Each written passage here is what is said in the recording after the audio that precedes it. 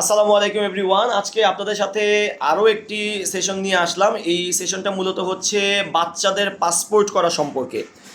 সাধারণত দেশের বাইরে ঘুরতে যাওয়ার জন্য বা দেশের বাইরে যে কোনো কাজেই যাওয়ার জন্য আমাদের সবারই কিন্তু পাসপোর্টের প্রয়োজন হয়। তো শিশুরাও কিন্তু এর ব্যতিক্রম নয়। পূর্বে একটা সময় ছিল যেখানে বাচ্চাদের পাসপোর্টটা তাদের মায়ের পাসপোর্টের সাথে অ্যাটাস্টেড ছিল, বাট এখন কিন্তু আমাদের এমআরপি পাসপোর্ট চলে গিয়েছে, এখন ই পাসপোর্টে রূপান্তর হয়ে গিয়েছে। তো ই পাসপোর্টের ক্ষেত্রে এবং এমআরপি পাসপোর্টের ক্ষেত্রে কিন্তু একদিন বয়সের বাচ্চার জন্য অবশ্যই পাসপোর্টের প্রয়োজন হবে, ইমিগ্রেশন করতে হবে। তো মূলত আমার বেবির বয়স হচ্ছে আজকে 13 দিন, 9 সেপ্টেম্বর 2025। তো আমি এই 13 দিনের মধ্যেই তার বার্থ সার্টিফিকেটটা 11 দিনের দিন কমপ্লিট করেছি আলহামদুলিল্লাহ, এবং তার জন্য পাসপোর্ট করার জন্য আমি চেষ্টা করছি। তো আজকে আমি তার পাসপোর্টের কিছু ডকুমেন্ট লিস্ট সাজিয়েছি এবং কী কী ডকুমেন্টস প্রয়োজন হয়, কত টাকা ফি পেমেন্ট করতে হয়, কিভাবে আমি করতে পারবো, সেই তথ্যগুলো নিয়ে আপনাদের সাথে আলোচনা করব। প্রথমত যে বিষয়টি হয়েছে, আমি আমার বেবির জন্য 11 দিনের দিন তার জন্ম নিবন্ধনটা আমি কমপ্লিট করে নিয়েছি, যেটা খুবই ইম্পর্টেন্ট। 45 দিন বার্থের 45 দিন সময়ের মধ্যে করে নিতে হয়, আমি সেটা সময় মতো করে নিয়েছি, এই জন্য আমাকে আলাদা কোনো ফি প্রদান করতে হয়নি। তো যখনই আমি বার্থ সার্টিফিকেটটা কনফার্ম করে ফেললাম, তারপরে আমার যেই বিষয়গুলো প্রয়োজন হচ্ছে ডকুমেন্টসগুলো, প্রথমত আমাকে অনলাইনে পাসপোর্টের অ্যাপ্লিকেশন ফর্মটা ফিল আপ করতে হয়েছে, এবং অনলাইনে পাসপোর্টের অ্যাপ্লিকেশন ফর্মটা ফিল আপ করার জন্য আমার প্রেজেন্ট অ্যাড্রেসটা সঠিকভাবে লিখতে হয়েছে। পার্মানেন্ট অ্যাড্রেসটা আমি কীভাবে পাসপোর্টে চাচ্ছি সেই তথ্যটা সঠিকভাবে ফিল আপ করতে হয়েছে। আমার নিজের একটা মোবাইল নাম্বার প্রয়োজন হয়েছে, আমার বেবির বার্থ সার্টিফিকেটটা প্রয়োজন হয়েছে।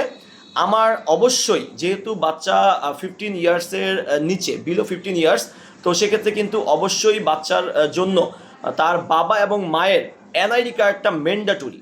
তো এক্ষেত্রে যেহেতু আমাদের এনআইডি কার্ড আছে, স্মার্ট আইডি কার্ড, সেক্ষেত্রে এনআইডি কার্ডের নাম্বারগুলো দিয়েছি। আমার এনআইডি কার্ড এবং আমার ওয়াইফের এনআইডি কার্ড, এই দুটো এনআইডি কার্ডের প্রয়োজন হয়েছে। বাচ্চার বার্থ সার্টিফিকেটের প্রয়োজন হয়েছে।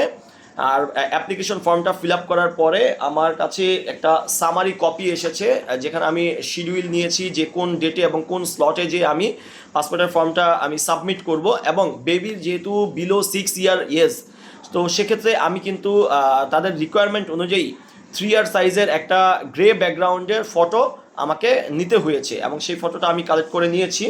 এবং তারপরে আমি ফি পেমেন্ট করেছি। এবং পাসপোর্টে যেহেতু 18 ইয়ার্সের নিচে এজ, তো তাদেরকে পাসপোর্ট অধিদপ্তর কিন্তু মাত্র 5 বছর মেয়াদে পাসপোর্টের মেয়াদ দিয়ে থাকে। তো আমি 5 বছর মেয়াদের জন্যই ফিল আপ করেছি, এবং সেখানে আমার 4025 টাকা পেমেন্ট করতে হয়েছে। আমি এ চালানের মাধ্যমে পেমেন্টটা করেছি, এবং এ চালানের মাধ্যমে পেমেন্টটা করাতে আমাকে এক্সট্রা, যেহেতু আমি ভিসা কার্ড দিয়ে পেমেন্ট করেছি, আমাকে এক্সট্রা 20 টাকা চার্জ দিতে হয়েছে। দ্যাট মিনস 4045 টাকার মতো চার্জ পড়েছে।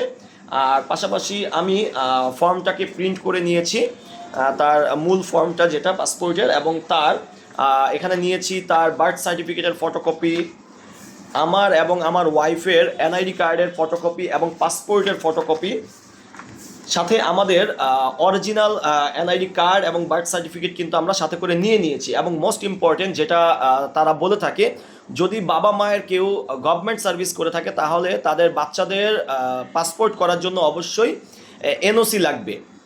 গভর্নমেন্টে জব যারা করে থাকে, কিন্তু প্রাইভেট সার্ভিসে যারা আছে বা যারা হাউস ওয়াইফ আছে, তাদের জন্য কিন্তু এনওসিটা প্রয়োজন নেই।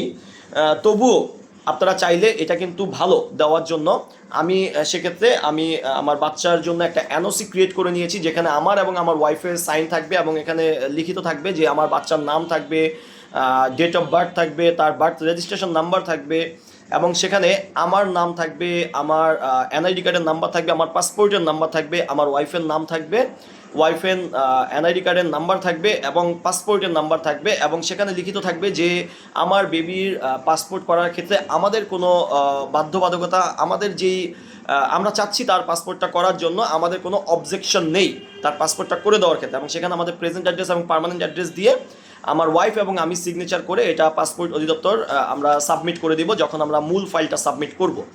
তো আর পাশাপাশি তারা প্রেজেন্ট অ্যাড্রেস ভেরিফিকেশনের ক্ষেত্রে অনেক সময় বিদ্যুৎ বিল চেয়ে থাকে, চায় না, এটা আসলে মূলত তেমন কোনো প্রয়োজন নেই, বাট তারপরেও আমি সাথে রেখে দিয়েছি।